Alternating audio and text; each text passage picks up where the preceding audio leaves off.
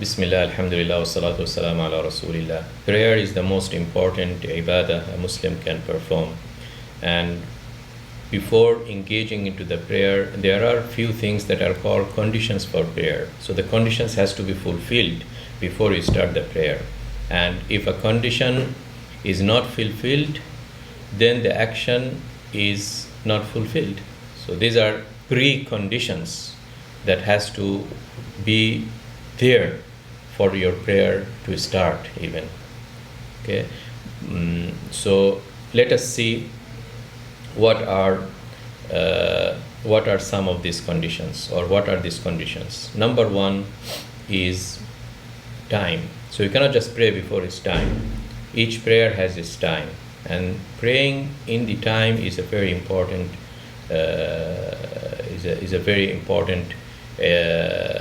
for Muslims, because Allah subhanahu wa ta'ala has specified the time. أقم الصلاة لدلوك الشمس إلى غسق الليل, as it is mentioned in Surah Al-Isra in verse number 78, that perform the prayer when the sun starts to incline towards the west. When the Prophet ﷺ was asked what is the best ahabbul amali ilallah, the best action that Allah loves from his servants, the Prophet ﷺ answered, as-salatu ala waqtiha, to perform the prayer in its due time. So never perform a prayer after its time has finished, because this is a condition. The first condition is to pray in its time. And Allah subhanahu wa ta'ala has distributed this timing of the 5 prayers in such a way that combines and makes this fine balance between what a person needs, what his body needs, what's the position of the sun. When the sun is there, it is the time that a person needs to go out and earn money and work. Okay, so that's why the longest period between Al-Fajr and Dhuhr is very long time, so that he can go out and work for his material world, because this is also needed. Then also we find another long period between Salatul Isha and Salatul Fajr, because the sun has gone and the body needs to rest. So this is the sleeping time body needs to have. So you see this balance, Allah subhanahu wa ta'ala has made this balance in a very perfect way. So let's visit each of the 5 prayers and see when it's its start time and when it is its end time. So the first prayer after the sun has risen is Salatul Dhuhr. And when does its time starts? It starts from the time when the sun starts to head west from your vertical position on your head.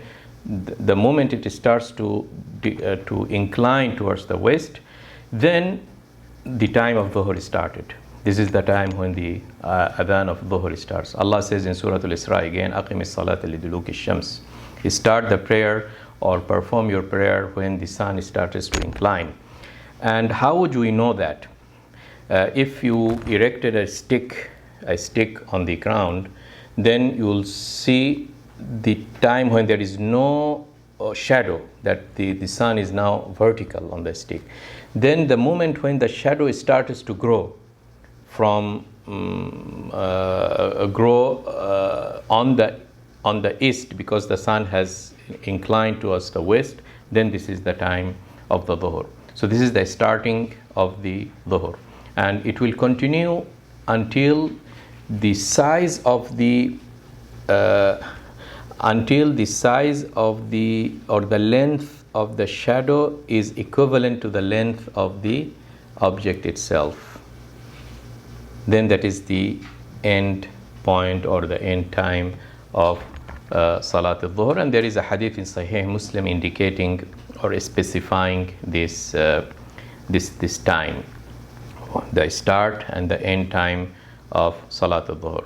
But when we say that this is the end time, we must know that all the prayers, it is mustahab, it is recommended that we pray in its first time. Whenever it started, one should not delay it until the end of its time, except in the case of Dhuhr, if there is very the heat outside is very high, then you can wait until the intensity of the heat starts to reduce. You can wait for that moment. Otherwise, in other cases other than dhuhr, one need to pray in its start of the time. The next prayer is Salatul Asr, and its time starts when the dhuhr ends. So this is also an important concept. We'll notice that all the prayers until Salatul Isha, one is consecutive. The moment the previous one ends is the moment when the next one starts. So that is Salat al-Asr. In other words, whenever the length of the shadow is equivalent to the length of the object, then that is the end of Dhuhr and start of Asr. And it will continue until the sun becomes yellow. You can look at the sun, it becomes yellow.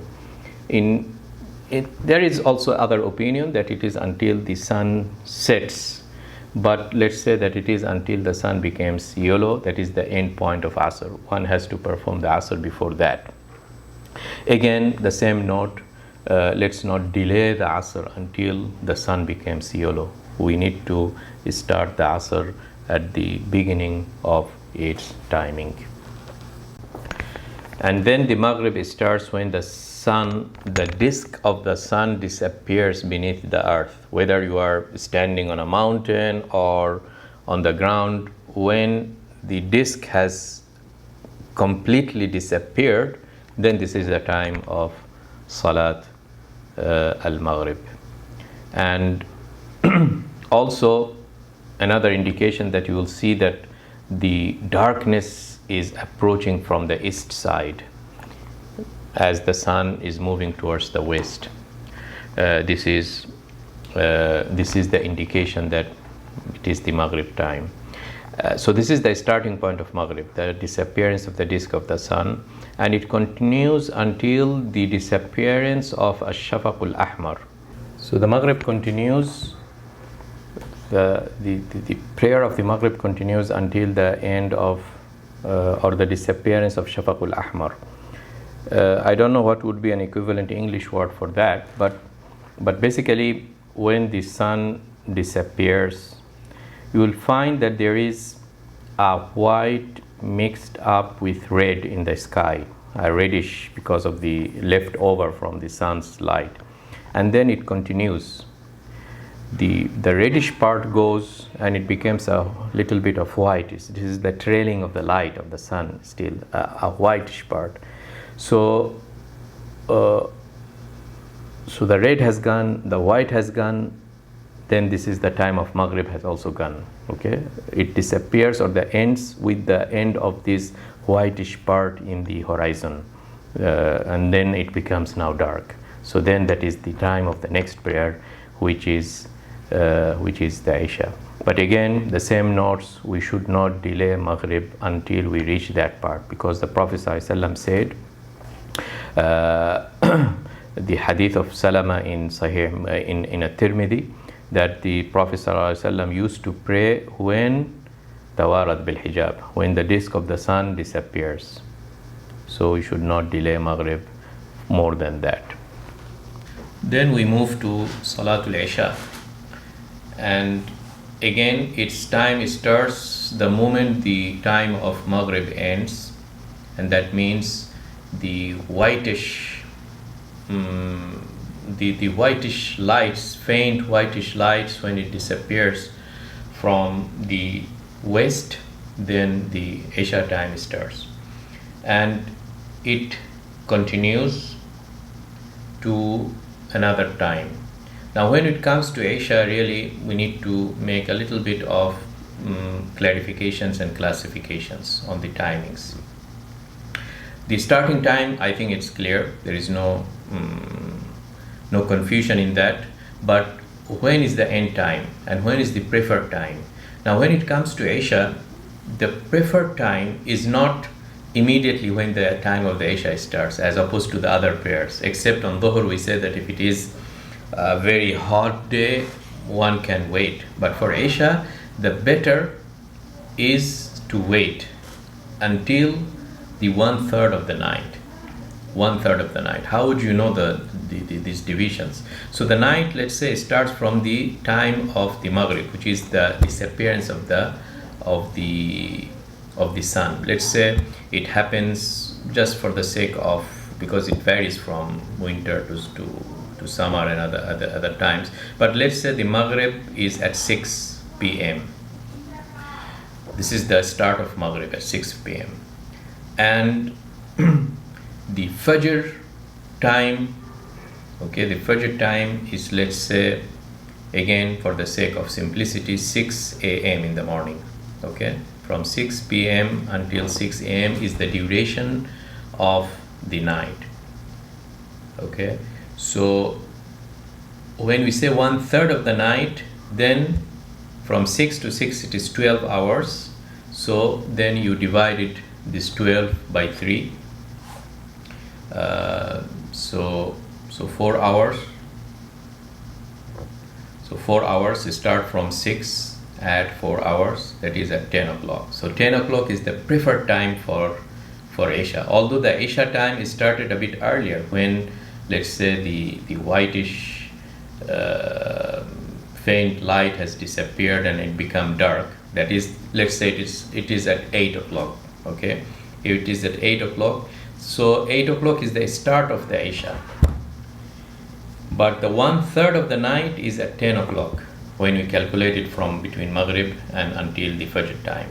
Okay, so that 1/3 is the preferred time for the prayer. Then there is another time that we call waqt ikhtiyar. Okay, which is this time that I said, the 1/3 of the night. Okay, is the preferred time and the end of the preferred time. Okay, and ulama say that the end of the preferred time will be until the half of the night, which is in our case is 12 in the middle of the night, because we said that if it is from 6 p.m. to 6 a.m., then the middle is 12. But if it is not the case, then you will need to find what is the middle. It could be at 11:30. I am just giving here an example. Okay, so the middle of the night is the end time, which is which is one can pray. Okay, but we said the preferred time is 1/3. Start time is end of Maghrib.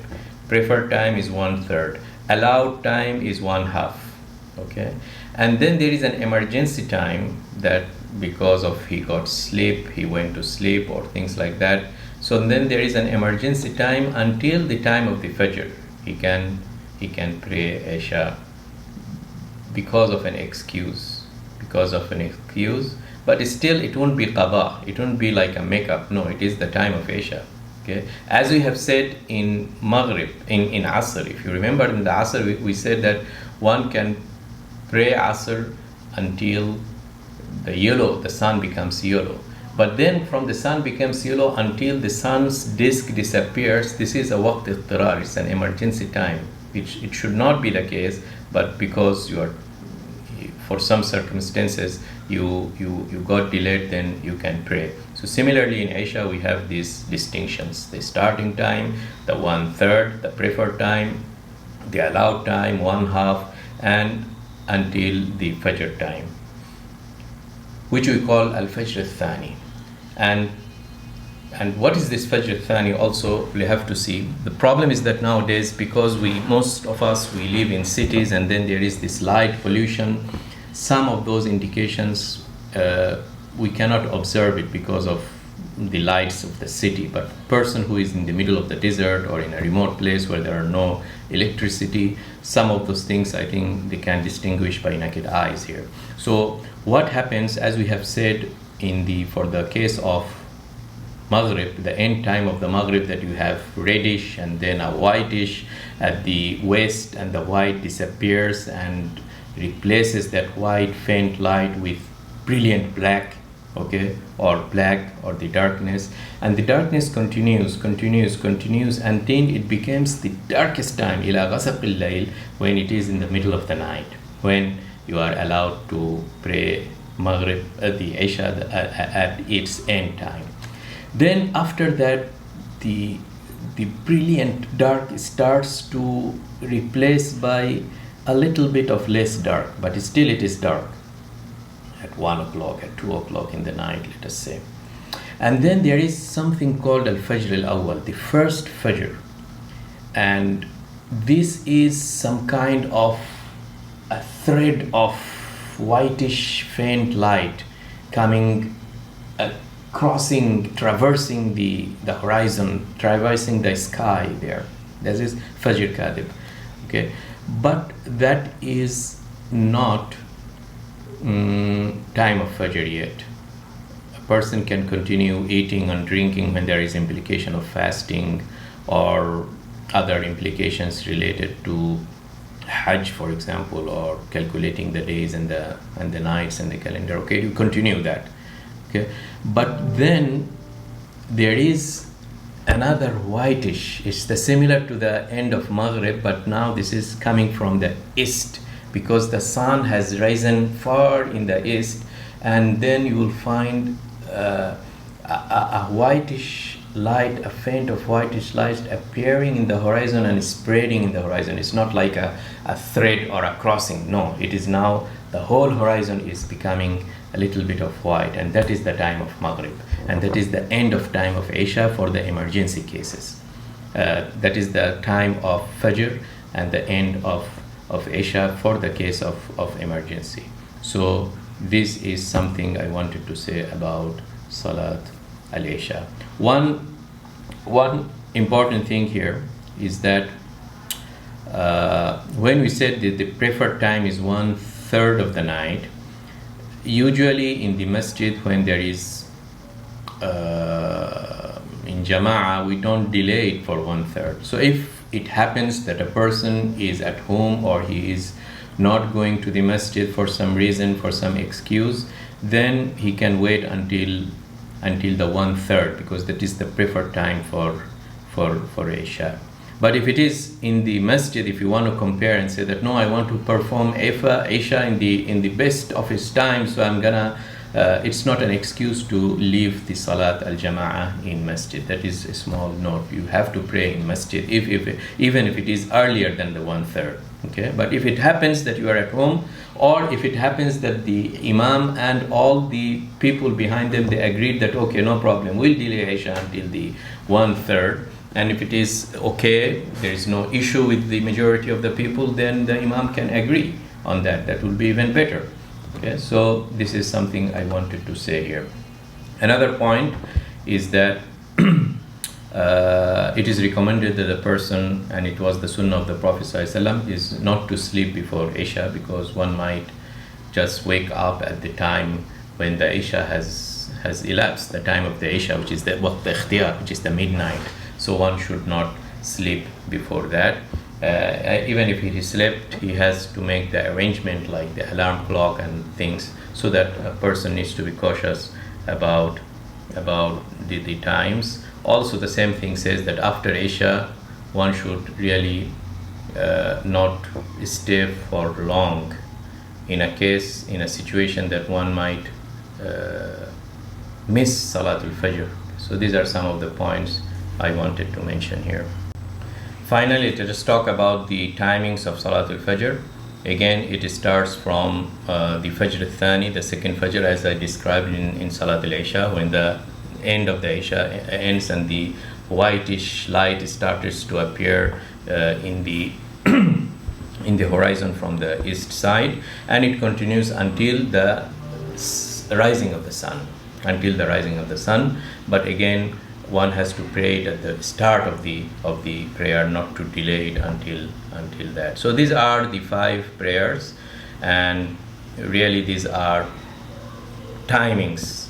These are timings that Allah subhanahu wa ta'ala said, "Aqimis salata, inna salata kanat ala al-mu'minina kitaban mawquta." Allah has made these timings as an obligatory on his slaves, so we have to pray it on its time. and Allah subhanahu wa ta'ala has given warnings. Allah subhanahu wa ta'ala has given warnings on delaying these prayers outside its time. فَوَيْلُ لِلْمُصَلِّينَ الَّذِينَ هُمْ عَنْ صَلَاتِهِمْ سَاهُونَ.